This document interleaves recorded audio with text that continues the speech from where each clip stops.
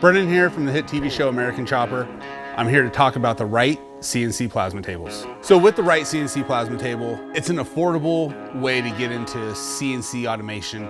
They have a more economical one, and then they have their industrial style. With their tables, it's real easy to use. With the program, the interfacing, if you need to get a part done quick, this will be the table to go to.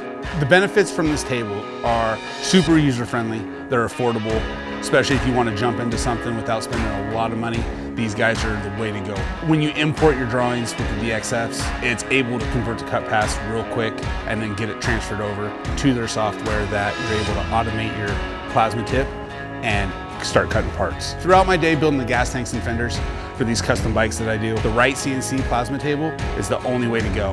I'm able to jump on there, start cutting my parts, and get my stuff done quickly and economically.